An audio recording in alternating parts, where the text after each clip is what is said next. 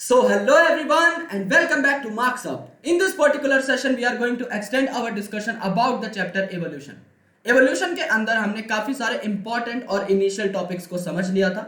सबसे पहले हमने जाना about the origin of universe. Universe कैसे originate हुआ होगा. 20 बिलियन साल पहले एक बहुत बड़ा धमाका हुआ which was unimaginable in physical terms. आप उस धमाके को imagine भी नहीं कर सकते कि उसका जो है प्रभाव क्या पड़ा होगा. और उस धमाके की वजह से सारी की सारी जो चीजें थी वो एक्सपेंड हो गई एंड टेम्परेचर भी आपका अच्छा खासा राइज हो गया, अच्छा खासा शूट हो गया. उस धमाके की वजह से कहा जाता है कि यूनिवर्स का ओरिजिन हुआ. उसके बाद जो है आपकी हाइड्रोजन हीलियम नाम की गैसेस बनी और काफी सारे डस्ट क्लाउड्स बने जिन्होंने मिलकर के गैलेक्सीज की फॉर्मेशन की. उन्हीं लाखों करोड़ों गैलेक्सीज में से एक गैलेक्सी थी आकाशगंगा, जिसको आप मिल्की वे गैलेक्सी भी बोलते हो.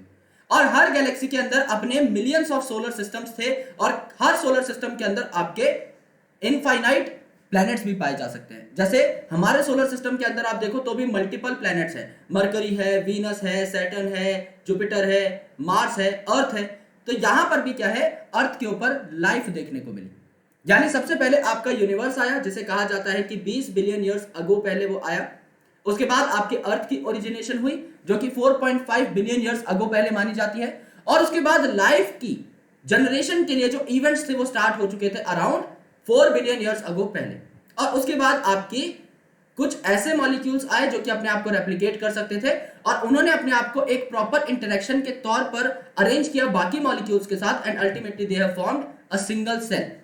क्योंकि इनिशियल अगर आप सिनेरियो को देखें तो अर्थ के ऊपर फ्री ऑक्सीजन नहीं थी, तो इनिशियली जो आपके ऑर्गेनिजम्स भी बने होंगे या फिर जो आपके इनिशियल सेल्स भी बने होंगे वो ऑक्सीजन को नहीं ले पा रहे थे, यानी वो अनएरोबिक सेल्स थे. सेकंड, अचानक से आपका न्यूक्लियस डेवलप नहीं हो सकता, तो अल्टीमेटली जो सबसे इनिशियल सेल्स बने होंगे उनके अंदर वेल डिफाइंड न्यूक्लियस नहीं हो सकता. उनके अंदर बस जेनेटिक मटेरियल था जो नेकेड पड़ा हुआ था. यानी कि आपके जो इनिशियल सेल्स थे वो कैसे थे, प्रोकैरियोटिक थे. और एक ही सेल बना होगा स्टार्टिंग में, उसके बाद उसे एग्रीगेशन की जरूरत पड़ी होगी. तो शुरुआती दौर में जो सेल बना था वो आपका यूनिसेलुलर था और उसके बाद उसने मल्टीपल सेल्स के साथ एग्रीगेशन स्टार्ट कर दी. डिवीजन ऑफ लेबर का काम जो है वो चालू हुआ. हर सेल जो है अलग अलग फिर अपना काम करने लगा और इससे आपके मल्टीसेलुलर ऑर्गेनिजम्स बने. फिर टिश्यू जो है वो आपके जनरेट हुए, फिर ऑर्गन्स जनरेट हुए, फिर ऑर्गन सिस्टम, एंड आज हम वो बन पाए जो कि हम हैं. तो यहां पर हम काफी सारी चीजें पढ़ चुके थे. काफी सारी ऐसी थ्योरीज भी थी जिन्होंने बताया कि लाइफ की शुरुआत कैसे हुई होगी, ओरिजिन ऑफ लाइफ कैसे हुई होगी. काफी सारे साइंटिस्ट ने बोला कि भाई नॉन लिविंग चीजें लिविंग ऑर्गेनिजम्स को तैयार कर सकती हैं. मैंने आपको कुछ एग्जांपल्स बताए थे कि अगर आपके घर की छत है, कच्ची छत है, उसके ऊपर आपने कोई टायर फेंक दिया जिसके अंदर पानी भर चुका है, आपने गीले पत्ते फेंक दिए हैं, आपने सूखे पत्ते फेंक दिए हैं, आपने कचरा अगर थोड़ा बहुत वहां पर डाल दिया है, यानी अनवांटेड सामान आपने कोई भी डाल दिया है, तो that serves as a breeding ground for mosquitoes and a lot of insects. यानी वो सुटेबल जगह होती है, सुटेबल ब्रीडिंग प्लेस होती है इंसेक्ट्स के लिए. लेकिन साइंटिस्ट ने इस पूरे के पूरे सिनेरियो को मैनिपुलेट किया. साइंटिस्ट को क्या लगा कि इस कचड़े की वजह से मच्छर पनपते हैं, लेकिन मच्छर तो आपको आज के दिन में पता है सेक्सुअल रिप्रोडक्शन से पनपता है. तो साइंटिस्ट ने क्या बोला कि इस गंदी जगह के अंदर मच्छर खुद ब खुद ओरिजिनेट होते हैं, लेकिन ऐसा नहीं था. मच्छर के लिए वो एक ब्रीडिंग ग्राउंड है बस. सिमिलरली कुछ साइंटिस्ट ऐसे थे जो अपने लैब में काम करते थे, उसके बाद अपने पसीने वाली शर्ट को, अपने पसीने वाले कपड़ों को गेहूं की बोरी के ऊपर डाल देते थे एंड अल्टीमेटली अगले दिन उन्होंने देखा कि वहां पर माउस आ गए. तो उन्होंने क्या स्पेकुलेशन यहां पर लगाई कि गेहूं की बोरी पर अगर आप पसीने वाली शर्ट डालते हो तो माइस जनरेट हो जाता है. You know very well that mice is also a product of sexual reproduction. उसका पसीने वाली शर्ट और गेहूं से कोई भी लेना देना नहीं है. ये बात आज के दिन में हमारे लिए एकदम क्लियर कट चीज है, लेकिन उस टाइम पर लोगों को ये नहीं पता था. काफी सारे लोग इस अबायोजेनेसिस की थ्योरी से इंप्रेस भी हो गए थे और इसे मान भी बैठे थे. लेकिन कुछ साइंटिस्ट को पता था that this theory was totally ridiculous. तो इस थ्योरी को गलत साबित करने के लिए उन्होंने अपने एक्सपेरिमेंट्स लगाना शुरू कर दिया. और उन साइंटिस्ट में से कुछ चुनिंदा साइंटिस्ट थे, रेडी, पास्चर एंड स्प्लेंजानी. तो रेडी, पास्चर और स्प्लेंजानी साहब ने अबायोजेनेसिस की थ्योरी को डिस्कार्ड किया और बायोजेनेसिस की थ्योरी दी.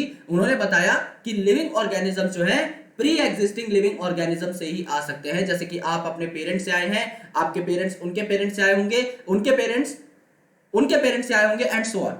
लेकिन अगर हम इस प्रकार से पीछे जाते जाए तो हमें यह कैसे पता लगेगा कि सबसे पहला ऑर्गेनिज्म कैसे आया. इसके लिए केमिकल इवोल्यूशन की थ्योरी आई ऑपरीन और हेल्डेन साहब ने क्या कहा कि आपका सबसे पहला जो सेल आया होगा वो आपका नॉन लिविंग मॉलिक्यूल्स की इंटरेक्शन से बना होगा।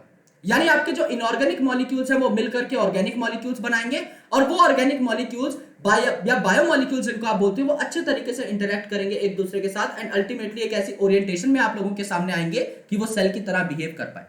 तो पहला जो लिविंग ऑर्गेनिज्म बना है वो आपका नॉन लिविंग से बना होगा, नॉन लिविंग बायोमॉलिक्यूल से बना होगा। लेकिन उसके बाद जो सारे के सारे सेल्स आए वो आपके रिप्रोडक्शन या सेल डिवीजन के प्रोसेस से आए। कुछ साइंटिस्ट है जिन्होंने बोला कि अर्थ के ऊपर लाइफ आई ही नहीं है। उन्होंने क्या बोला, किसी और प्लेनेट पर लाइफ थी, वहां से कुछ स्पोर्स आपके अर्थ के ऊपर आकर के गिर गए एंड वो जो स्पोर्स हैं वो यहां पर जर्मिनेट करने लग गए, परपेचुएट करने लग गए, रिप्रोड्यूस करने लग गए, अपने आप को अलग अलग डायमेंशंस में ग्रो करने लग गए और अल्टीमेटली अर्थ के ऊपर बहुत ही ज्यादा ग्रैंड डाइवर्सिटी हमें देखने को मिली। कुछ साइंटिस्ट ऐसे थे या कह सकते हैं कुछ आपके स्पिरिचुअल पर्सन ऐसे थे जिन्होंने कहा कि सब कुछ जो है भगवान ने बनाया है या किसी सुपर नेचुरल शक्ति ने बनाया है। जो अर्थ के ऊपर चीजें हैं वो एज इट इज प्रेजेंट थी, जो डायवर्सिटी हम आज देखते हैं वो भी एज इट इज प्रेजेंट थी जब से अर्थ फॉर्म हुआ था और अर्थ आपका लगभग 4000 साल पहले बना है। इस थ्योरी को भी हमने डिस्कार्ड किया था। इस थ्योरी को कहा गया था the theory of special creation या फिर क्रिएशनिज्म, जो कि फादर सॉरेस साहब ने दी थी। इसको गलत हम ऑलरेडी प्रूव कर चुके हैं अलग अलग एविडेंसेस के माध्यम से। फिर सिंस हमने ये सारी चीजें देख ली तो हमें एविडेंसेस भी चाहिए थे इवोल्यूशन के। प्रमाण क्या है कि इवोल्यूशन जैसी चीज कोई होती है दुनिया में। तो हमने क्या देखे, हमने पैलेंटोलॉजिकल एविडेंसेस देखे कि आपके फॉसिल मिल जाए अगर हमें किसी भी एनिमल के या प्लांट के, तो हमें पता लग जाएगा भाई कि वो एनिमल या प्लांट अर्थ में किस पर्टिकुलर टाइम जोन में, किस पर्टिकुलर टाइम स्केल में सरवाइव किया होगा। जैसे समझ लो आपने अर्थ की खुदाई करनी स्टार्ट करी, आप बहुत ज्यादा डीप चले गए, आप 1000 साल नीचे चले गए एंड वहां से आपको एक स्केलेटल मिला, एक ऑर्गेनिज्म एक्स का। तो आप यहां से क्या अंदाजा लगा सकते हो कि एक्स ऑर्गेनिज्म जो है वो 1000 साल पहले अर्थ में मौजूद था। काफी सारे ऐसे इंसेक्ट थे जिनकी भी आपको बॉडी के अलग अलग पार्ट्स मिल जाते हैं रेजिन में लिपटे हुए। कोई इंसेक्ट है, समझ लीजिए वो आपका किसी पेड़ के ऊपर बैठा है और पेड़ के जो रेजिन है जब वो पेड़ से बहते हैं, काफी बार आपने अलग अलग पेड़ों के तनों से यानी स्टेम से गोंद निकलती हुई देखी होगी। तो जब पेड़ों के तनों से वो गोंद निकलती है ना, वो ग्लास लाइक जो गोंद निकलती है वो सूख जाने के बाद बहुत हार्ड हो जाती है। तो जब इंसेक्ट उस गोंद के अंदर लिपट जाता है ना मरने के बाद और आपका बहुत ही ज्यादा प्रोटेक्टेड हो जाता है, तो आप अगर हजारों साल बाद भी उस रेजिन को ऑब्जर्व करेंगे और उसके अंदर पाए गए इंसेक्ट के ऑर्गन्स को देखने की कोशिश करेंगे तो आपको सब कुछ इंटैक्ट मिलेगा। सो रेजिन्स की मदद से या फिर आपकी कुछ ग्लू की मदद से अलग अलग आप बेसिकली ऑर्गन्स को देख सकते हो इंसेक्ट्स के। आप काफी सारे प्लांट्स जो है वो इंप्रेशन छोड़ देते हैं। अगर किसी चीज के ऊपर प्लांट बहुत देर तक टिका रहता है तो वहां पर इंप्रेशन छोड़ देता है, आपको वो इंप्रेशंस भी मिल सकते हैं। सिमिलरली आपको एनिमल के इंप्रेशंस भी मिल सकते हैं पत्थरों के ऊपर। इनफैक्ट काफी सारे जो लार्ज एनिमल्स हैं उनके तो आपको स्केलेटल्स तक भी मिल सकते हैं, जैसा कि हमने लास्ट लेक्चर के अंदर आर्कियोप्टेरिक्स का स्केलेटल देखा था और हमने बताया था कि इसके अंदर रेप्टाइल की भी प्रॉपर्टीज है, इसके अंदर एव्स की भी प्रॉपर्टी है। तो Archaeopteryx becomes a very vital link between the birds that is Aves and the reptiles. उसके बाद हमने और एविडेंसेस के बारे में चर्चा की जो कि मॉर्फोलॉजिकल और एनाटॉमिकल एविडेंसेस थे। उसके अंदर हमने होमोलोगस ऑर्गन्स के बारे में बात की और एनालॉगस ऑर्गन्स के बारे में बात की। होमोलोगस ऑर्गन्स जिनका स्ट्रक्चर सेम है लेकिन फंक्शन डिफरेंट है। क्यों? स्ट्रक्चर सेम है यानी कि वो सेम एंसेस्टर से आए हैं, सेम एंसेस्टर से सेम स्ट्रक्चर बना काफी ऑर्गेनिजम्स के अंदर, लेकिन वो अलग अलग जगह पर रहने लग गए। आपको पता है मैमल का एंसेस्टर तो सेम रहेगा सभी मैमल्स का, लेकिन कुछ मैमल्स आपके धरती पर नॉर्मली सर्वाइव करते हैं जैसे कि ह्यूमन बींग्स। तो हमारे हाथों का काम क्या हो गया? लिखना, पढ़ना या फिर वैरायटी ऑफ काम करना, जो भी आप करते हैं। आप कोई भी एग्जांपल ले सकते हैं। अब चीता जो है वो भी एक मैमल है, लेकिन चीता की जो लिम्स है, जो आगे वाले दो लिम्स है, इनका काम क्या है? भागना। अगर आप ब्लू व्हेल देखोगे जो कि दुनिया का सबसे बड़ा मैमल है, it is the largest mammal, तो है तो ये भी मैमल ही, तो ये भी हमारे कॉमन एंसेस्टर से बना होगा। लेकिन ब्लू व्हेल पानी में रहती है तो उसका काम क्या हो गया? तैरना हो गया। और बैट अगर आप देखेंगे वहां पर, तो बैट का काम क्या है मेरे दोस्त? बैट का काम उड़ना है, जबकि है वो भी मैमल। तो अल्टीमेटली क्या हुआ? हम सबके एंसेस्टर कॉमन थे, लेकिन हम सब लोग अलग अलग जगह पर रहने लग गए। जैसे मैं लैंड पर रहने लग गया, एक चीता फॉरेस्ट में रहने लग गया, एक ब्लू व्हेल पानी में रहने लग गई, एक बैट जो है वो आपका फ्लाइंग अडेप्टेशन अपना चुका। तो अलग अलग काम करने के चक्कर में हमने हमारे ऑर्गन्स को डेवलप कर लिया है इस तरीके से कि हम लोग अपने अपने जो भी अडेप्टेशन है उनको कैरी फॉरवर्ड कर सके। जिस जगह पर हम रहते हैं, जिस हैबिटेट में हम रहते हैं, वहां पर हम लोग अडेप्ट कर पाए। Second important thing was analogous organs. Analogous organs मतलब एक बहुत ही डिफरेंट ऑर्गेनिज्म है, एक बहुत ही डिफरेंट ऑर्गेनिज्म है, लेकिन ये सेम जगह पर रहने लग गए तो इनके ऑर्गन्स एक जैसे अडेप्टेशन शो करने लग जाते हैं। आपकी चिड़िया को भी उड़ने की जरूरत है, लेकिन चिड़िया क्या है? एक एव है, राइट, यानी वर्टिब्रेट के अंदर आती है। वहीं पर आपकी तितली को भी उड़ने की जरूरत है, आपके अलग अलग इंसेक्ट्स को भी उड़ने की जरूरत है, आपका बीटल भी उड़ता है, आपकी हनी भी उड़ती है, तो इनको भी उड़ने की जरूरत है। लेकिन ये किसके अंदर आ रहे हैं? फाइलम आर्थ्रोपोडा के अंदर आ रहे हैं, क्लास इंसेक्टा के अंदर आ रहे हैं। तो कहां आपका एक कॉम्प्लेक्स वर्टिब्रेट, कहां आपका एक नॉन कॉम्प्लेक्स इंसेक्ट। लेकिन अगर आप दोनों की विंग्स को देखोगे तो विंग्स का स्ट्रक्चर अलग है। इंसेक्ट के अंदर आपकी मेम्ब्रेनस विंग्स होती हैं, जबकि आपके बर्ड्स के अंदर फेदरी विंग्स होती हैं। लेकिन अगर आप देखोगे इन दोनों का काम तो सेम है, उड़ने के ही काम आ रही है, राइट।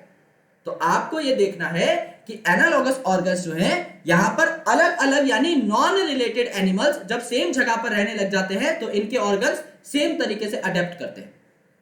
तो इसे आप क्या बोलते हैं? Convergent evolution. क्योंकि अलग अलग ऑर्गेनिजम्स आए, अलग अलग लीनिएज से, एक ऑर्गेनिज्म का एंसेस्टर अलग था, दूसरे का एंसेस्टर अलग था, लेकिन ये अब कॉमन काम करना स्टार्ट कर चुके हैं। तो it is convergent evolution, convergence हो रही है। लेकिन आपका सेम एंसेस्टर से आए काफी सारे एनिमल्स, लेकिन कोई पानी में रहने लग गया, कोई हवा में रहने लग गया, कोई आपका लैंड पे रहने लग गया, इसे आप बोलते हैं डाइवर्जेंट इवोल्यूशन। तो होमोलोगस ऑर्गन का मतलब डाइवर्जेंट इवोल्यूशन, एनालॉगस ऑर्गन का मतलब कन्वर्जेंट इवोल्यूशन। यहां तक हम लोग बात कर चुके थे। दूसरी बात मैंने आपको बताई थी बायोकेमिकल एविडेंसेस। अगर आप देखोगे एक बैक्टीरिया के अंदर अगर आप ग्लूकोज डालोगे तो बैक्टीरिया भी ग्लूकोज को ग्लाइकोलिसिस के माध्यम से तोड़ सकता है, और आप भी ग्लूकोज को उसी ग्लाइकोलिसिस नाम की एक पाथवे से ब्रेक करते हो। यानी कि जब हम धीरे धीरे इवॉल्व हुए हैं, हमारे एंजाइम्स जो हैं बहुत ज्यादा चेंज नहीं हुए। जो एंजाइम्स काम के थे उनको हमने क्या किया है? कांस्टेंट रखा है। जो एंजाइम्स अच्छे से काम कर रखे थे उनको हमने क्या किया है? कंजर्व किया है, उनको हमने बहुत ज्यादा चेंज नहीं किया। अडेप्टेशन के साथ नए नए एंजाइम्स हमारे अंदर बने हैं, लेकिन जो बेसिक प्रॉपर्टी थी जो हर इंडिविजुअल के अंदर होती है, उसके एंजाइम्स आपके काफी हद तक सिमिलर रखे गए। तो इवोल्यूशन का इसी चीज से पता लगता है। लेकिन यहां पर अब हम क्या देखने वाले हैं? एविडेंसेस ऑफ इवोल्यूशन के बाद हम थोड़ा सा डिटेल में कुछ और टॉपिक्स को भी एनालाइज करने वाले हैं। तो let's talk about this. Industrial melanism का हमारा टॉपिक रहा था, वो हमें आज पढ़ना है, और उसके साथ साथ मैं आपको कुछ एडिशनल बातें भी बताऊंगा related to adaptive radiation. So evidences for evolution by natural selection. Natural selection में मैंने आपको क्या बताया था कि नेचर आपको सिलेक्ट करता है, और नेचर आपको कब सिलेक्ट करता है? जब आप फिट हो। नेचर आपको कब सिलेक्ट करेगा? जब आप फिट हो। और फिटनेस का मतलब अकॉर्डिंग टू डार्विन क्या था? अकॉर्डिंग टू डार्विन साहब, फिटनेस का मतलब क्या था? सिर्फ और सिर्फ रिप्रोडक्टिव फिटनेस।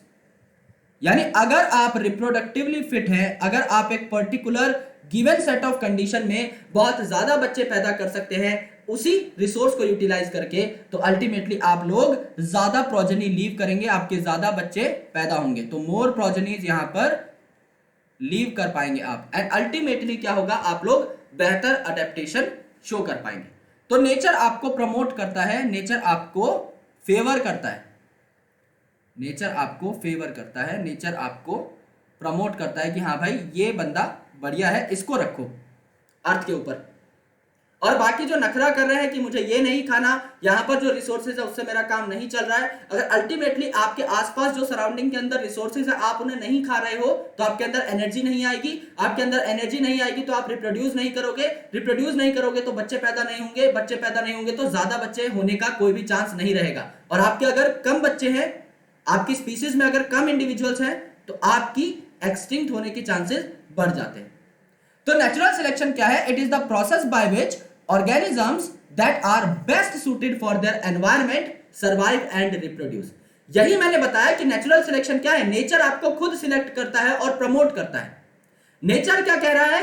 अगर कोई ऑर्गेनिज्म अपने एनवायरमेंट में अच्छे तरीके से रिसोर्सेज को यूटिलाइज कर लेता है, अगर यहां पर अच्छे से कोई रिसोर्सेज को यूटिलाइज कर लेता है, तो बढ़िया तरीके से रिप्रोड्यूस करेगा, और अगर बढ़िया तरीके से रिप्रोड्यूस करेगा तो उसकी प्रोजेनीज का नंबर भी ज्यादा हो जाएगा, एंड अल्टीमेटली उसको नेचर और भी ज्यादा प्रमोट करेगा कि वो और ज्यादा बच्चे पैदा कर सके।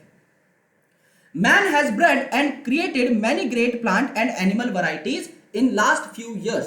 अगर आप देखें तो सिक्योरिटी के लिए काफी सारे ऐसे इंपॉर्टेंट डॉग्स की ब्रीड्स हैं जो कि हमने तैयार करी, और हमने क्या करी है, आपकी डॉग्स की मिक्स ब्रीड्स भी तैयार करी है, मिक्स ब्रीड भी तैयार करी। हमें समझ लीजिए एक ऐसा डॉग चाहिए जो कि डिसेंट हो, आपका लेब्राडॉग की तरह, और आपका उसका जो फर है वो कैसा हो, आपका जर्मन शेफर्ड का हो। तो हम क्या कर सकते हैं, मेल जर्मन और फीमेल लेब्रा या मेल लेब्रा और फीमेल जर्मन का क्रॉस करा सकते हैं। अब ये सारे डॉग्स हैं, यानी इनकी स्पीसीज तो सेम है लेकिन अलग अलग वैरायटीज इनमें देखने को मिलती हैं, अलग अलग ब्रीड्स इनमें देखने को मिलती हैं, और उनको कंबाइन करके आप इवन बहुत ही ज्यादा मिक्स ब्रीड्स बना सकते हैं, अलग अलग कॉम्बिनेशंस क्रिएट कर सकते हैं।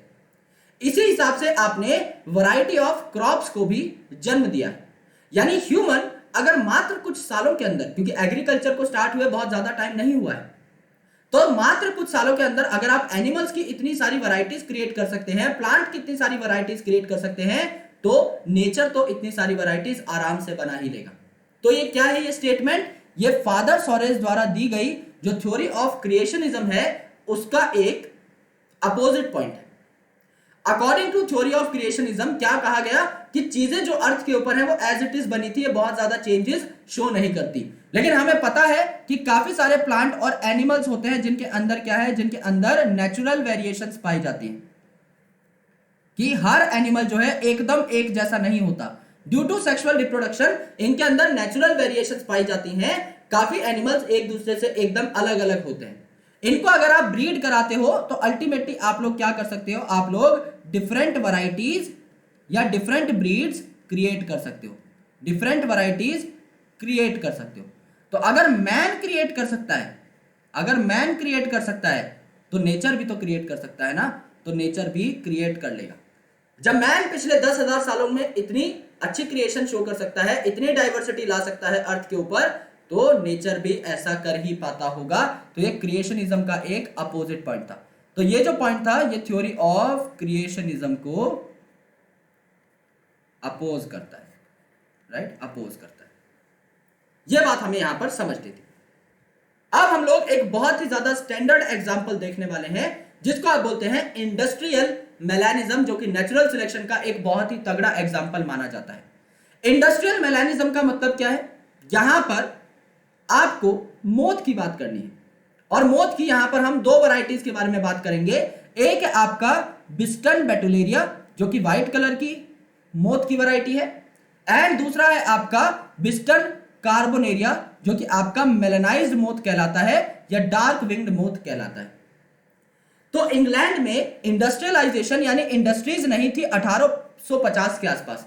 तो सन 1850 में अगर आप इंग्लैंड को देखेंगे तो अल्टीमेटली क्या मिलेगा आपको, वहां पर लेस पॉल्यूशन मिलेगा, क्योंकि इंडस्ट्रीज लगी नहीं है तो पेड़ पौधे वहां पर अच्छे खासे हैं। और नॉन पॉल्यूटेड एरिया में क्या ग्रो करता है, लाइकन ग्रो करता है। और लाइकन किस कलर का होता है, थोड़ा व्हाइटिश या पेल येलो कलर का होता है। तो जो लाइकन है वो पेड़ों के ऊपर बहुत अच्छे तरीके से उगा हुआ था, क्योंकि पेड़ों के ऊपर बिल्कुल भी पॉल्यूशन नहीं था। और व्हाइट कलर का अगर लाइकन है तो उसके ऊपर अगर व्हाइट कलर का मोथ है तो आप उसे नहीं पकड़ पाओगे। लेकिन व्हाइट बैकग्राउंड में ब्लैक कलर का मोथ साफ साफ दिख जाएगा। तो क्या करते थे वहां पर जो इंसेक्ट थे, जो प्रेडेटर थे इनके, वो ब्लैक मोथ को अलग से पकड़ करके खा जाते थे, जबकि व्हाइट मोथ जो थे ये अपने बैकग्राउंड के साथ एकदम बिल्कुल चिपक जाते थे। और बैकग्राउंड में इनको ढूंढ पाना बहुत ही मुश्किल है, क्योंकि अल्टीमेटली क्या हो गया, एक प्रकार से कैमोफ्लेज हो गया ना यहाँ पर, कि आपका बैकग्राउंड भी व्हाइट है और मोथ भी व्हाइट है, तो आपको दिखाई नहीं देगा, तो प्रेडेटर भी नहीं देख पाएगा, एंड अल्टीमेटली व्हाइट मोथ का नंबर ज्यादा हो जाएगा। और जो आपके बिस्टन कार्बोनेरिया है, यानी जो आपके थोड़े बहुत ब्लैक मोथ है वहां पर, वो आपके खाए जाएंगे। आफ्टर इंडस्ट्रियलाइजेशन यानी 1920 में अगर आप देखें तो क्या हो जाएगा, मोर डार्क विंग्ड मोथ आपको देखने को मिले और लेस व्हाइट विंग्ड मोथ देखने को मिले। क्यों? क्योंकि इंडस्ट्रियलाइजेशन के बाद क्या हुआ, जो इंडस्ट्री से निकलने वाला, फैक्ट्री से निकलने वाला काला धुआं था वो आपका पेड़ों के ऊपर जमा हो गया, तो पेड़ आपके काले होने स्टार्ट हो गए। दूसरी इंपॉर्टेंट चीज कि जब इंडस्ट्रीज एस्टेब्लिश हो चुकी थी उस टाइम पर आपका पॉल्यूशन भी बहुत ज्यादा बढ़ा और पॉल्यूशन की वजह से लाइकन की ग्रोथ भी कम हो गई, तो जो सफेद कलर का लाइकन था वो नहीं उग पा रहा है, तो अल्टीमेटली पेड़ और ज्यादा काले हो गए पहले के रिस्पेक्ट में। तो उस डार्क कलर्ड पेड़ की बार्क पर अब ब्लैक वाला मोथ मस्त बैठा हुआ है, लेकिन व्हाइट वाला पकड़ में आ जा रहा है। तो व्हाइट वाला मोथ अब पकड़ा जा रहा है जबकि ब्लैक वाला नहीं पकड़ा जा रहा। इससे हमें क्या पता लगता है कि समय समय की बात है दोस्त। 1850 में समय क्या था कि ज्यादा व्हाइट विंग्ड मोथ है। क्यों? क्योंकि पीछे का बैकग्राउंड भी व्हाइट है, जबकि जो मेलानाइज्ड मोथ है ये आपके काफी कम है, क्योंकि बहुत ज्यादा इंडस्ट्रियलाइजेशन उस टाइम पर नहीं हुई थी। लेकिन अगर आप आफ्टर इंडस्ट्रियलाइजेशन देखें तो बैकग्राउंड आपका ब्लैक हो चुका है, तो व्हाइट वाला बहुत ही आसानी से आपको पकड़ में आ जाता है। यहां पर अगर आप देखें तो ब्लैक कलर का आपका बैकग्राउंड है या डार्क कलर का आपका बैकग्राउंड है, तो यहां पर देखो आपको पता नहीं लग रहा होगा कि डार्क वाला मोथ कहां पर है। अगर मैं अभी मार्क करने लग पड़ूं कि डार्क वाला मोथ कहां पर है, तब आप आइडेंटिफाई कर पाएंगे। ये डार्क वाला मोथ है, ये एकदम आपका ओवरलैप हो जाता है बैकग्राउंड के साथ एंड अल्टीमेटली आपको पता नहीं लगता कि ये कहां से कहां तक प्रेजेंट है। और इसी हिसाब से प्रीडेटर भी जो है वो इसको नहीं पता लगा पाता, लेकिन ये जो है आपका प्रीडेटर ढूंढ लेता है। ब्लैक पे व्हाइट आराम से दिखाई दे रहा है तो प्रीडेटर कैन सी दिस, लेकिन ये वाला जो है it is safe from predator, ये सेफ है, सेफ फ्रॉम प्रीडेटर, ये वाला आपका सेफ है। तो अब इसके और एग्जांपल्स देखते हैं with the help of diagram. Before industrialisation अगर आप देखोगे तो व्हाइट कलर का ये क्या है, व्हाइट कलर का आपका लाइकन है यहां पर, और इस व्हाइट कलर के लाइकन पे आपका व्हाइट कलर का यहां पर मोथ प्रेजेंट है जिसका नाम है बिस्टन बेटुलेरिया। तो यहां पर क्या था, बिफोर इंडस्ट्रियलाइजेशन थिक ग्रोथ थी आपकी व्हाइट कलर के लाइकन की, जो कि पेड़ों को घेर करके रखता था। अब क्योंकि बैकग्राउंड भी व्हाइट है और आपके जो विंग्ड मोथ है वो भी व्हाइट है, तो ये ज्यादा सरवाइव किए क्योंकि इनको ढूंढ पाना मुश्किल था, प्रीडेटर इनको ढूंढ नहीं पा रहा था। लेकिन जो डार्क कलर्ड के मोथ है ये प्रीडेटर चुन चुन के खा पा रहे थे क्योंकि वो आपके ज्यादा एक्सपोज्ड थे, आपके कॉन्ट्रास्ट में दिखाई दे रहे थे। लेकिन आफ्टर इंडस्ट्रियलाइजेशन अगर आप देखोगे तो ट्री ट्रंक जो है ये आपका डार्क हो गया due to industrial smoke and soot, यानी कि इंडस्ट्रीज से निकलने वाला, फैक्ट्रीज से निकलने वाला जो काला जहरीला धुआं था, जो केमिकल पदार्थ थे, उनकी वजह से आपके पेड़ जो है वो ज्यादा काले, ज्यादा डार्क होने लगे, तो लाइकन की ग्रोथ नहीं हुई। तो पहले जो व्हाइट लाइकन था वो भी हट गया और उसके ऊपर से काला धुआं और जमा हो गया, तो पेड़ों की जो बार्क थी वो और ज्यादा काली होने लगी। अंडर दिस कंडीशन जो आपका सफेद विंग्ड मोथ है ये आपको ज्यादा दिखाई देगा, तो ये ज्यादा सरवाइव नहीं कर पाया क्योंकि प्रेडेटर इसे देख पा रहे थे ब्लैक बैकग्राउंड में। लेकिन जो डार्क विंग्ड मोथ थे ये अब आपके सरवाइव कर पा रहे थे क्योंकि सुटेबल डार्क बैकग्राउंड इनके पीछे प्रेजेंट था, तो डार्क पे डार्क आपको नहीं दिखाई देगा। दूसरी इंपॉर्टेंट चीज कि no variant is completely wiped out. ऐसा नहीं था कि एक चीज आपकी प्रॉपर्ली एक्सटिंक्ट हो जाए। नेचर जो है एक्सटिंक्शन से बचाता है चीजों को, उन्हें सरवाइव करने का एक मौका भी देता है। तो ज्यादा कौन इफेक्ट होगा? अगर बैकग्राउंड व्हाइट है तो ज्यादा कौन खाए जाएंगे? ब्लैक वाले ज्यादा खाए जाएंगे, कंप्लीटली नहीं खाए जाएंगे। अगर आपका बैकग्राउंड ब्लैक है तो ज्यादा कौन खाए जाएंगे? व्हाइट वाले, कंप्लीटली नहीं खाए होंगे। तो no variant is completely wiped out का मतलब यह है कि कोई भी वेरिएंट आपका एकदम साफ नहीं होता है। यहां पर आपका ब्लैक कलर का बैकग्राउंड है तो देखो ब्लैक कलर के बैकग्राउंड में ब्लैक वाला आपको नहीं पकड़ में आ रहा है, लेकिन व्हाइट वाला आपको साफ साफ दिखाई दे रहा है, तो यहां पे व्हाइट वाले की मृत्यु निश्चित है। लेकिन अगर आप देखोगे यहां पर व्हाइट कलर का बैकग्राउंड है, व्हाइट वाले नहीं पकड़ में आ रहे हैं, लेकिन ब्लैक वाला साफ साफ दिखाई दे रहा है, तो यहां पे चिड़िया आपके व्हाइट वाले को खा रही है, यहां पे चिड़िया आपके ब्लैक वाले को खा रही है। रीजन एकदम सिंपल है कि आपका इस टाइम पर इंडस्ट्रियलाइजेशन नहीं हुई है। ये आपके 1850 का डायग्राम है जिसमें ब्लैक वाले ज्यादा दिखाई दे रहे हैं, तो ये ज्यादा खाए जाएंगे। एंड ये वाला आपका 1920 का डायग्राम है जहां पे व्हाइट वाले ज्यादा दिखाई दे रहे हैं, तो व्हाइट वाले आपके ज्यादा खाए जाएंगे। This is a classic example called as industrial melanism. यहां पर आपका व्हाइट बैकग्राउंड है, राइट? तो यहां पर अनपॉल्यूटेड एरिया में व्हाइट बैकग्राउंड है, व्हाइट वाला आपका कम दिखाई देगा, ये वाला आपका ज्यादा खाया जाएगा बाय द प्रेडेटर, ज्यादा खाया जाएगा। लेकिन एक बार अगर ब्लैक बैकग्राउंड हो गया तो ये वाला आपका सेफ रहेगा और ये वाला आपका ज्यादा खाया जाएगा बाय द प्रेडेटर। प्रेडेटर आपका इसको ज्यादा प्रेफर करेगा। रीजन हम लोगों को पता लग चुका है, ठीक है? तो व्हाइट बैकग्राउंड किसकी वजह से था? लाइकन की वजह से था। अब natural selection bye anthropogenic action. Anthropogenic action क्या होता है? ह्यूमन एक्टिविटीज के कारण, ह्यूमन एक्टिविटीज के कारण, यानी मानव गतिविधियों के कारण किस हिसाब से नेचुरल सिलेक्शन पर अफेक्ट पड़ता है। पहली बात तो हमने क्या यूज करना स्टार्ट कर दिए हैं, बहुत ज्यादा एक्सेसिव हर्बिसाइड यूज करना स्टार्ट कर दिए। दूसरा हमने क्या यूज करना स्टार्ट कर दिए हैं, बढ़िया खेती के लिए, बढ़िया पैदावार के लिए बहुत ज्यादा पेस्टिसाइड यूज करना स्टार्ट कर दिए। तो यहां पर क्या हुआ, जब आप बहुत ज्यादा हर्बिसाइड यूज करना स्टार्ट कर देंगे तो एक जनरेशन तक आपके हर्ब्स को फर्क पड़ेगा कि हाँ भाई केमिकल छिड़क देता है ये इंसान तो हर्ब्स की डेथ हो जाएगी, पेस्टिसाइड अगर छिड़क दोगे तो पेस्ट की डेथ हो जाएगी। लेकिन उसके अंदर सिंस अगर थोड़ा बहुत ही केमिकल छिड़का है आपने, हर इंसेक्ट पे तो बराबर आप छिड़क नहीं रहे हो। समझ लो कि अगर आपने किसी क्रॉप के ऊपर पेस्टिसाइड छिड़का और किसी इंसेक्ट पेस्ट ने बहुत थोड़ा सा पेस्टिसाइड कंज्यूम किया है और उसकी बॉडी में क्षमता है उस पेस्टिसाइड केमिकल को झेल जाने की, तो वो अपनी अगली जनरेशन में क्या करेगा, अपनी अगली जनरेशन में एक कैपेबिलिटी को इनहेरिट करेगा, यानी उस पेस्ट के जो बच्चे होंगे वो ज्यादा टॉलरेंट होंगे टू द पेस्टिसाइड। अब वो जो बच्चे पैदा हुए हैं, क्योंकि वो ज्यादा टॉलरेंट है तो आपको ज्यादा पेस्टिसाइड अब छिड़कना होगा उन बच्चों को किल करने के लिए। अगर वो रिप्रोड्यूस करते हैं तो उनके बच्चे और ज्यादा टॉलरेंट होंगे, अगर वो रिप्रोड्यूस करते हैं तो उनके बच्चे और ज्यादा टॉलरेंट होंगे, एंड सो ऑन। काफी जनरेशंस के बाद, कुछ सालों बाद आप लोग देखेंगे कि इंसेक्ट पेस्ट को पेस्टिसाइड से कोई फर्क नहीं पड़ रहा, जो हर्ब्स है उनको हर्बिसाइड से कोई फर्क नहीं पड़ रहा, क्योंकि उन्होंने एक प्रॉपर्टी को इनहेरिट किया है अपनी अगली जनरेशंस में, और वो प्रॉपर्टी क्या है, ज्यादा टॉलरेंट रहने की। यानी वो अब एक ज्यादा बढ़िया अमाउंट को टॉलरेट कर सकते हैं, सह सकते हैं, उनकी क्षमता बढ़ गई। तो आपने क्या कर दिया है, आपने रिजल्टेंट रेजिस्टेंट वैरायटीज बना दी।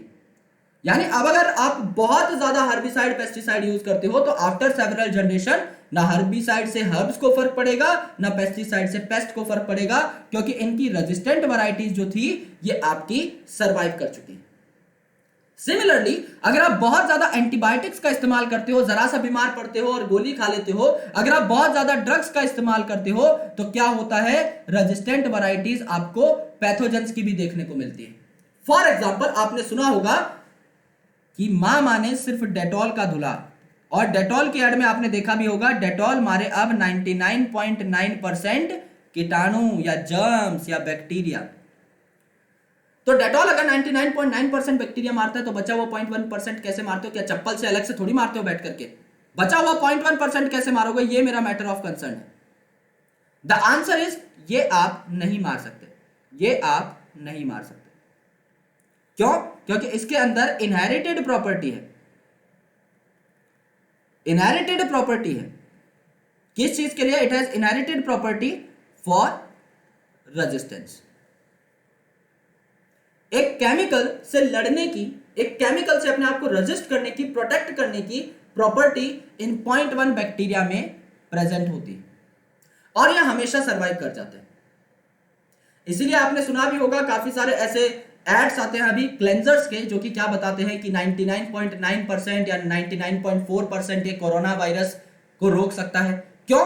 क्योंकि उन्हें पता है कि कुछ ऐसे बैक्टीरिया होते हैं, कुछ ऐसे वायरस होते हैं, कुछ ऐसे प्रोटोजोअन्स होते हैं जो हमेशा बच जाते हैं। क्यों? क्योंकि इनकी लाइफ साइकिल बहुत छोटी है। इनकी लाइफ साइकिल बहुत छोटी है, क्योंकि बैक्टीरिया सिर्फ 20 मिनट के अंदर डिवाइड करता है। इनकी लाइफ साइकिल इतनी छोटी है कि एक नए कैरेक्टर को अडेप्ट करने में इन्हें बहुत कम टाइम लगता है। जो कैरेक्टर अडेप्ट होने में आपकी बॉडी में हजारों साल का टाइम लग सकता है, वो कैरेक्टर बैक्टीरिया में सिर्फ एक हफ्ते के अंदर आ जाएगा। तो अल्टीमेटली ये ज्यादा टॉलरेंट हो सकते हैं, ज्यादा रेजिस्टेंट हो सकते हैं। फॉर एग्जाम्पल समझ लो एक इंसान की जो लाइफ है वो आपकी 70 साल के आसपास है। ओवरऑल लाइफ एक्सपेक्टेंसी आपके 70 साल की है ह्यूमंस की। मैं कहता हूं कि एक कैरेक्टर आपके अंदर अच्छे तरीके से इनकॉर्पोरेट होने में आपको 100 जनरेशंस लगती हैं या 1000 जनरेशंस लगती है। तो 1000 जनरेशंस आपकी कितने सालों में आएंगी? 70 इंटू 1000 कर दो।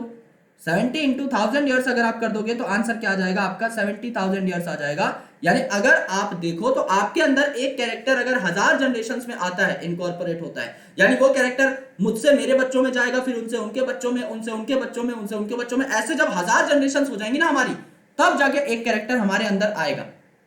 तो 70,000 साल लग जाएंगे।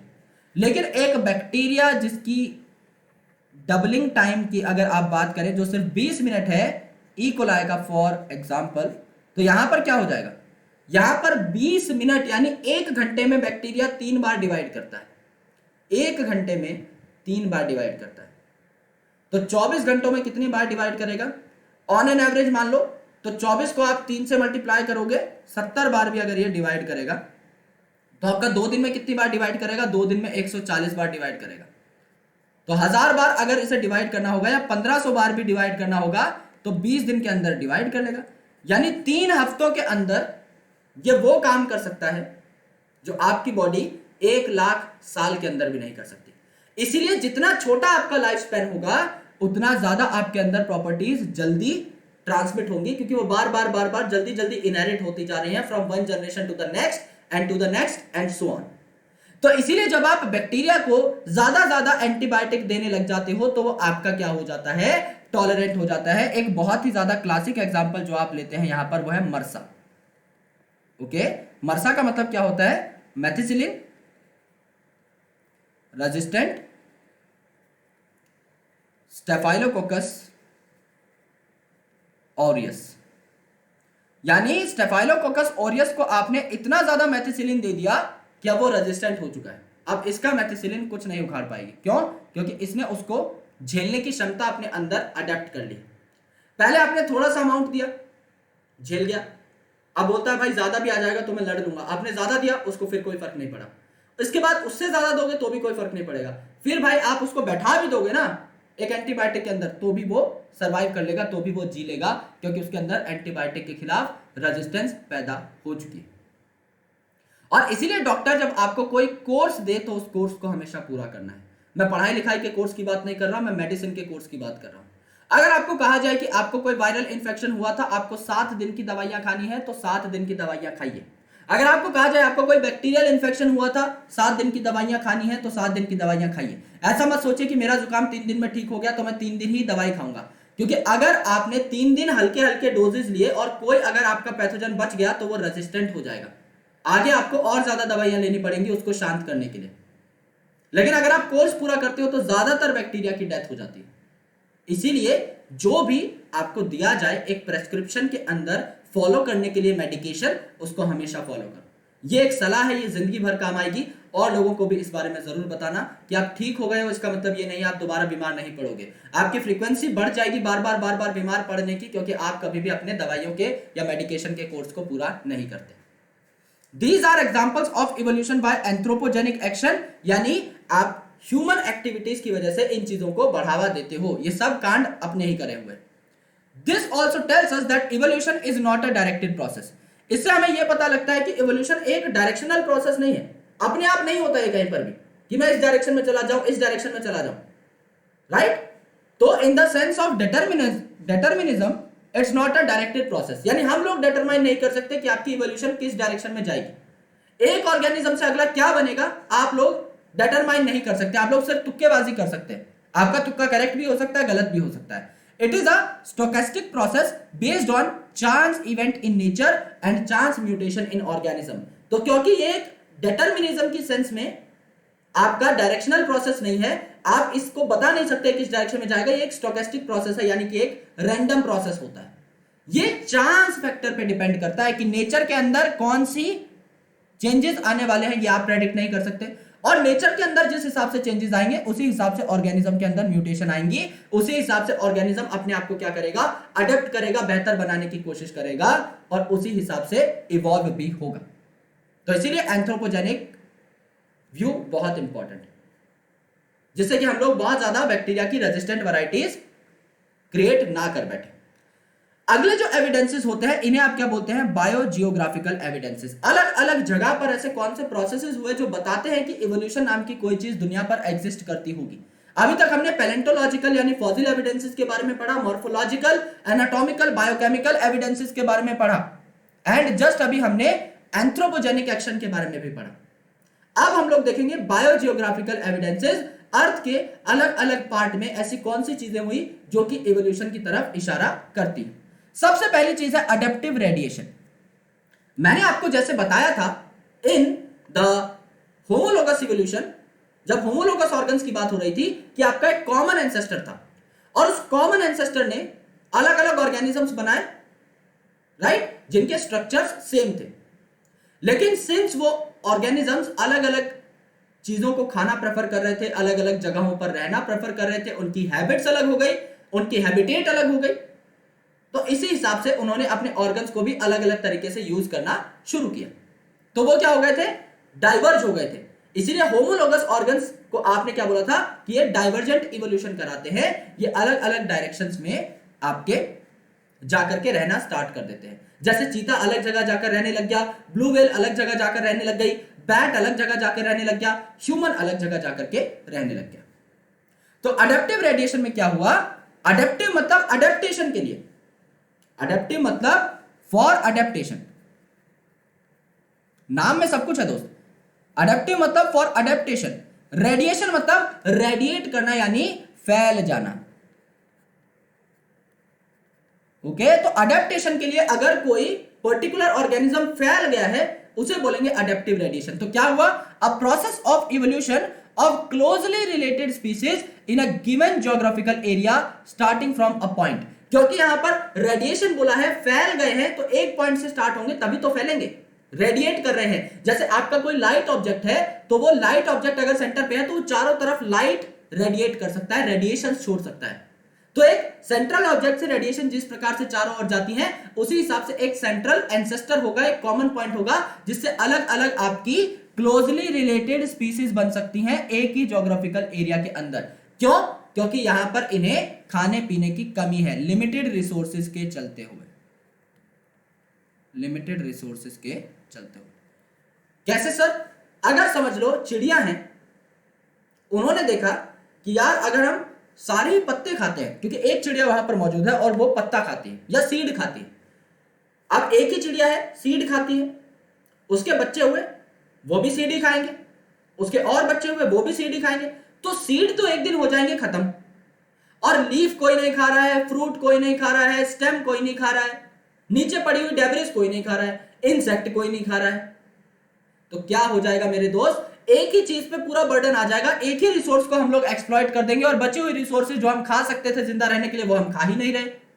तो यहां पर क्या हुआ, आप क्या करते हो, सेंट्रल पॉइंट पे जो एंसेस्टर था वो अपने आप को रेडिएट कर लेता है सेम ही इलाके में, लेकिन अपने आप को इन्होंने इवॉल्व कर लिया, अडेप्ट कर लिया कि ये अपने आप को मरने से बचा ले। इन्होंने कहा कि यार सारे सीड खाएंगे तो मर जाएंगे, तो सीड ईटिंग जो है बर्ड्स वो आपकी एंसेस्टर थी। इन्होंने बोला भैया कुछ अपनी बीक को मॉडिफाई कर लो, चोंच को, तुम इंसेक्ट खाया करो। तो अब जो सीड खा रहे थे बहुत सारे, इनमें से एक छोटा सा ग्रुप अलग हो गया, ये अब इंसेक्ट खाएगा, तो सीड खाने वालों की तादाद थोड़ी सी कम हुई, स्टेबिलिटी हल्की सी बढ़ी। इन्होंने देखा लेकिन अब भी सीड खाने वाले बहुत सारे हैं, इन्होंने कुछ और ऑर्गेनिजम्स को बोला, कुछ और बर्ड्स को बोला यार तुम अपनी बीक को थोड़ा मॉडिफाई करो, तुम यार पत्ते वत्ते खाया करो, न्यूट्रिशियस होते हैं। तो इनको चढ़ा करके एकदम चने के झाड़ पे पत्ते खाने के लिए मजबूर कर दिया गया। ये पत्ते खाते हैं, ये इंसेक्ट खाते हैं, सीड खाने वाले अभी भी बहुत ज्यादा है। कुछ से बोला भाई तुम स्टेम खाया करो, कुछ से बोला भाई तुम फ्रूट खाया करो, कुछ से बोला भाई तुम नीचे पड़ा हुआ सामान खाया करो, सूखे उखे पत्ते खाया करो, और एक ग्रुप जो है सीड खा लेगा। तो एक सीड ईटिंग वैरायटी से काफी सारी इंपॉर्टेंट रिलेटेड स्पीसीज बनी है एक ही पेड़ के ऊपर। तो ज्योग्राफिकल एरिया सेम है, मैंने कोई ज्योग्राफिकल एरिया में चेंज नहीं किया है ये सारी चीजें एक ही पेड़ के ऊपर। Geographical area is absolutely the same, लेकिन अब इन्होंने अपने आप को मॉडिफाई कर लिया है लिमिटेड रिसोर्सेज के चलते हुए, जिससे अपने आप को जिंदा रख सके। फॉर एग्जाम्पल डार्विन साहब जब गैलापागोस आइलैंड में गए थे अपनी रिसर्च को करने, अपनी जहाज में बैठ के, एचएमएस बिगल नाम की जहाज पर बैठ के, इन्होंने देखा कि वहां पर कुछ फिंचेस हैं, यानी छोटी छोटी काली चिड़िया हैं, डार्क कलर की, ब्लैक कलर की चिड़िया है। उन्होंने देखा कि गैलापागोस आइलैंड पर ये जो चिड़िया है ये अपने आप को मॉडिफाई कर लेती है। ओके, ये अपने आप को मॉडिफाई कर लेती हैं। जैसे कि यहां पर अगर आप देखोगे तो ये जो आपका एंसेस्टर है क्या है, सीड ईटर है, ये आपका सीड ईटर है। तो आपकी जो लार्ज ग्राउंड फिंच है ये भी सीड खाती है, आपकी मीडियम ग्राउंड फिंच है ये भी सीड खाती है, आपकी स्मॉल ग्राउंड फिंच है ये भी सीड खाती है यहां तक, और आपकी शार्प बीक्ड ग्राउंड फिंच है ये भी सीड खाती है। फिर कुछ आपके बन गए कैक्टस ईटर कि भाई तुम कैक्टस खाओ, तो कैक्टस ग्राउंड फिंच आपकी कैक्टस को खाना स्टार्ट कर देती है, राइट। फिर आपके इंसेक्ट ईटर बन गए जैसे कि वार्बलर फिंच, आपका woodpecker Finch, small insectivorous tree Finch, large insectivorous tree Finch. कुछ आपके फ्रूट ईटर्स बन गए जैसे कि वेजिटेरियन ट्री फिंच। यानी अल्टीमेटली अगर आप यहां पर देखें, तो जो एंसेस्टर थी ये कौन थी, seed eating birds. Seed eating जो फिंच थी ये आपकी एंसेस्टर थी। अब ये एंसेस्टर लोगों को सीड खाने पर भी मजबूर कर रही है, बचे हुओं को बोला कि भाई तुम कैक्टस खाओ, उसके बाद बोला भाई तुम इंसेक्ट खाओ, उसके बाद तुम बोला फ्रूट खाओ। तो इन्होंने क्या मॉडिफाई कर लिया, इन्होंने मॉडिफाई कर ली अपनी बीक की shape. According to the beak shape ये अलग अलग चीजें कर सकते थे।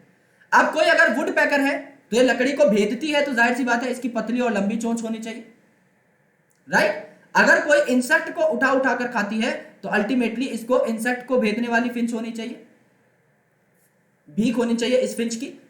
यहां पर वेजिटेरियन है, फ्रूट ईटर है, तो इसकी चौड़ी बीक हो जाएगी तो भी चल जाएगा काम। और अगर आपकी सीड है तो इसको अंदर जाना है सीड को उठाने के लिए, तो आपकी मोटी होनी चाहिए जिससे कि फ्रूट के अंदर घुस सके, लेकिन सामने से पतली होनी चाहिए जिससे कि ये सीड को उठाकर ला सके। तो अलग अलग शेप की आपको यहां पर क्या देखने को मिली, बीक देखने को मिली। तो अल्टीमेटली क्या हो गया, यहां पर एक ही एरिया के अंदर अलग अलग चीजें बन गई और वो अपना अलग अलग खाना खाने लग गई, जिससे कि सारी मिलजुल कर एक ही एरिया के अंदर सरवाइव कर पाए। तो एक कॉमन पॉइंट से इनका ओरिजिनेशन हुआ और ये आपकी रेडिएट हो गई, थोड़ी थोड़ी डिफरेंट हो गई। ऑस्ट्रेलियन मार्सुपियल, ऑस्ट्रेलियन मार्सुपियल और आपके प्लेसेंटल मैमल जो है ऑस्ट्रेलिया के अंदर, इनके अंदर भी सेम अडेप्टिव रेडिएशन देखने को मिली। इन्होंने भी अलग अलग इंडिविजुअल्स बना लिए। कौन कौन से बना लिए ये मैं आपको अगली स्लाइड के अंदर बताऊंगा। तो ऑस्ट्रेलियन मार्सुपियल की अगर आप बात करेंगे तो ये ऑस्ट्रेलिया के अंदर थे, तो इसीलिए ऑस्ट्रेलियन बोला गया, एंड दे आर मार्सुपियल्स। तो रेडिएशन से इन्होंने क्या क्या बनाया ये याद करना बहुत जरूरी है, याद करना बहुत जरूरी है। सबसे पहले एक ट्रिक बता देता हूं, काला कंगारू, काला कंगारू सबको याद रह जाएगा, काला कंगारू। फिर ट्रिक है आपकी बैट कैट रैट। पहले तो इतना समझो, काला कंगारू और बैट कैट रैट। काला क्या हो गया, काला मतलब कोयला, ठीक है। तो यहां पर कर देते हैं आपका 1 लिख देते हैं। तो काला क्या हो गया, कोयला, आपका एकदम सेम है, KALA, एकदम सेम स्पेलिंग है। कंगारू तो कंगारू ही हो गया, कंगारू आपका कंगारू हो गया। सो सेकंड नंबर पे आपका क्या हो गया, कंगारू हो गया। तो काला कंगारू एकदम सेम सेम नंबर आ गया इन पे। बैट कैट रैट, बैट क्या हो गया, बैट आपका हो गया वॉम्बैट, बैट हो गया वॉम्बैट, तीसरे नंबर पे आ गया, ये आपका वॉम्बैट। कैट का मतलब क्या हो गया, कैट अगर यहां पर आप देखेंगे हो गई टाइगर कैट, तो टाइगर कैट आपके चौथे नंबर पे आ गई, ये हो गई आपकी टाइगर कैट। फिर आ गया आपका 5वें नंबर पे रैट, जो कि आपका मार्सुपियल रैट, ये आपका 5वें नंबर पे आ गया, ये हो गया आपका मार्सुपियल रैट। इसके अलावा 4 चीजें और रहती हैं। तो अगला जो यहां पर वर्ड है वो क्या हो जाएगा, ग्लाइडिंग बैंड। आपने हाथ में एक बैंड पहना, वो ग्लाइड कर रहा है आपके हाथ पे, फिसल रहा है, ठीक है, ग्लाइडिंग बैंड। और वॉल्फ मोल, वॉल्फ मोल ये आपको सीधे सीधे याद करना है, ठीक है। ग्लाइडिंग बैंड का मतलब क्या हो जाएगा, ग्लाइडिंग का मतलब क्या होगा, आपका शुगर ग्लाइडर, आपका शुगर ग्लाइडर हो गया 6 नंबर पे, ये हो जाएगा ग्लाइडिंग। बैंड का मतलब अगर आप देखेंगे यहां पर क्या हो जाएगा, बैंडेड एंटीटर, बैंडेड एंटीटर आपका यहां पर हो जाएगा। वॉल्फ मोल अगर आप देखेंगे, वॉल्फ का मतलब है आपका तस्मानियन वॉल्फ, और मोल का मतलब है आपका मोल ही, ओके, मोल का मतलब मोल, ठीक है। ये हो गया आपका 9th नंबर का। 10th बच गया सर, एक क्या बच गया, बैंडिकूट। तो ये जो बैंड है ये आपका 10th भी है भाई। बैंड में आपका क्या आ रहा है, बैंड में अगर आप देखो तो बैंडेड एंटीटर में भी बैंड वर्ड आ रहा है और बैंडिकूट में भी बैंड वर्ड आ रहा है, तो ये आपका 10th हो जाएगा। तो ट्रिक क्या है मैं आपको एनालाइज करके दिखा देता हूं, मैं बिल्कुल भी इस डायग्राम को नहीं देखूंगा। काला कंगारू का मतलब है कोयला और कंगारू। बैट कैट रैट का मतलब क्या है, बैट का मतलब वॉम्बैट, कैट का मतलब आपका टाइगर कैट, और आपका रैट का मतलब हो जाएगा यहां पर marsupial rat. Gliding and band, gliding का मतलब शुगर ग्लाइडर, बैंड का मतलब बैंडेड एंटीटर के अंदर भी बैंड आ रहा था और आपका बैंडिकूट के अंदर भी बैंड आ रहा था। फिर वॉल्फ एंड मोल, ठीक है। तो मोल में आपका मार्सुपियल मोल आ जाएगा। एंड अगर आप यहां पर वॉल्फ देख लें तो सबसे ऊपर आपको तस्मानियन वॉल्फ भी देखने को मिल जाएगी। 9 आपके अल्फाबेट्स को भी अगर आप कंसिडर कर लो या वर्ड्स को कंसिडर कर लो तो आपके 10 नाम आपको याद हो जाएंगे। फिंचेस में तो आपको साफ साफ पता है, सीड ईटिंग फिंच से आपकी small large medium different sizes की आपकी फिंच बनी जो कि अलग अलग चीजें खा सकती थी। यहां पर koala kangaroo, bat cat rat, gliding band and ultimately आपका वॉल्फ मोल, इससे आपको याद हो जाएगा कि क्या क्या बना। Now this is the most important part, ये बहुत इंपॉर्टेंट पार्ट है जो अभी इस स्लाइड के अंदर आप लोगों के सामने प्रेजेंट है। प्लेसेंटल मैमल्स जो थे, जैसे कि आपके मोल, एंटीटर, माउस, लंगूर, फ्लाइंग स्क्वेरल, बॉबकैट, वॉल्फ, ये भी आपके बने अडेप्टिव रेडिएशन से। क्योंकि हमने क्या देखा कि आपकी फिंचेस जो थी वो भी अडेप्टिव रेडिएशन शो कर रही थी, जो आपके ऑस्ट्रेलियन मार्सुपियल्स है वो भी अडेप्टिव रेडिएशन शो कर रहे थे, और यहां पे आपके ऑस्ट्रेलियन प्लेसेंटल मैमल भी अडेप्टिव रेडिएशन शो करेंगे। When more than one adaptive radiation is appeared in an isolated geographical area, it leads to convergent evolution. Okay, एक आइसोलेटेड ज्योग्राफिकल एरिया में बट डिफरेंट हैबिटेट के अंदर अगर एक से ज्यादा आपकी अडेप्टिव रेडिएशन होती है तो कन्वर्जेंट इवोल्यूशन की तरफ ये इशारा करती हैं। For example convergent evolution of Australian marsupial and placental mammal. यहां पर क्या कहा गया, यहां पर यह कहा गया कि आपके जो मार्सुपियल्स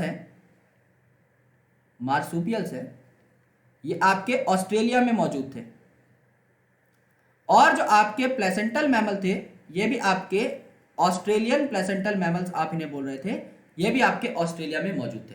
तो ऑस्ट्रेलिया अगर आप यहां पर बना दो तो ऑस्ट्रेलिया क्या है, आपका आइसोलेटेड ज्योग्राफिकल एरिया है। आइसोलेटेड ज्योग्राफिकल एरिया मतलब अगर आप मैप देखो तो ऑस्ट्रेलिया सबसे कटा हुआ है, सबसे अलग है, चारों ओर समुद्र है। तो ऑस्ट्रेलिया के अंदर भी दो डिफरेंट हैबिटेट आपने ले लिए। एक हैबिटेट में आपका मार्सुपियल्स प्रेजेंट है और दूसरे हैबिटेट में आपके प्लेसेंटल मैमल प्रेजेंट है। तो ये क्या हो जाएगी, ये हो जाएगी आपकी हैबिटेट 1। यानी एक ही आइसोलेटेड ज्योग्राफिकल एरिया है दोनों ऑस्ट्रेलिया के अंदर ही, लेकिन ये आपकी अलग हैबिटेट है थोड़ी, और ये आपकी अलग हैबिटेट है। समझ लो, एक आपका ईस्टर्न ऑस्ट्रेलिया है, दूसरा आपका वेस्टर्न ऑस्ट्रेलिया, ऐसे मान लो। तो हैबिटेट 1 हैबिटेट 2 में क्या बने, आपके अलग अलग इंडिविजुअल्स बने। जैसे मार्सुपियल्स ने क्या क्या बनाया, मार्सुपियल्स ने क्या बनाया, आपका मार्सुपियल मूल बनाया, मार्सुपियल मूल बनाया। ऐसे ही प्लेसेंटल मैमल ने क्या बनाया, आपका प्लेसेंटल मोल बनाया। इन्होंने क्या बनाया, अपना प्लेसेंटल मोल बनाया। राइट, यहां पर मार्सुपियल में आपने क्या पढ़ा था, bended ant eater, bended ant eater. यहां पर इन्होंने क्या बना दिया, प्लेसेंटल वालों ने अपना एंट ईटर बना दिया, इन्होंने अपना एंट ईटर बना दिया। हमने यहां पर क्या बनाया था, मार्सुपियल के अंदर हमने बनाया था sugar glider, right, gliding band हमने याद किया था ना, यहां पर हमने शुगर ग्लाइडर बनाया। इन्होंने क्या बना दिया, प्लेसेंटल मैमल ने फ्लाइंग स्क्वेरल बना दी, जो कि बिल्कुल शुगर ग्लाइडर जैसी दिखती थी। फ्लाइंग स्क्वेरल एक जैसी दिखती है, एक जैसा काम है।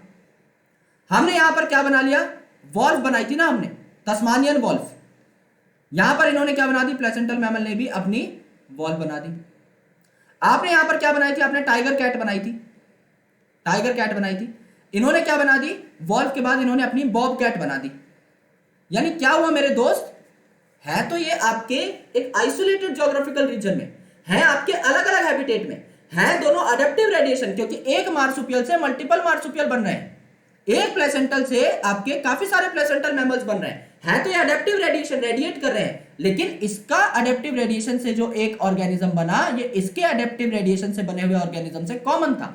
ये जो आपका अडेप्टिव रेडिएशन से बना, ये अडेप्टिव रेडिएशन से जो बना, ये कॉमन था। आप इसे क्या बोलते हैं, कन्वर्जेंट इवोल्यूशन बोलते हैं ना, आप इसे एनालॉजी बोलते हैं। एनालॉजी क्यों बोलते हैं, ये एंसेस्टर अलग है, ये एंसेस्टर अलग है, ये एंसेस्टर अलग है, और तब भी इनके बच्चे सेम जगह पर जाकर के या सेम जैसे काम करते हैं। समझ लो, आपकी चिड़िया अलग थी और आपका इंसेक्ट अलग था, मैंने आपको बताया था। यानी चिड़िया अलग है, तितली अलग है, लेकिन चिड़िया और तितली अगर सेम जगह पर है या अलग अलग जगह पर भी है तो उड़ने का काम तो करेंगे ना।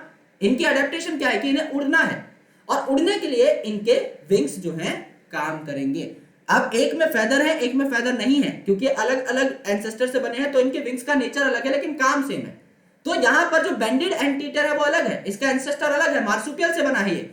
नॉर्मल जो एंटीटर है वो प्लेसेंटल है, वो अलग है, लेकिन इनके नेचर एक जैसे हैं। तो ये कन्वर्जेंट इवोल्यूशन शो करती हैं। ये क्या शो करती हैं, एनालॉजी शो करती हैं। ये बहुत इंपॉर्टेंट बात है।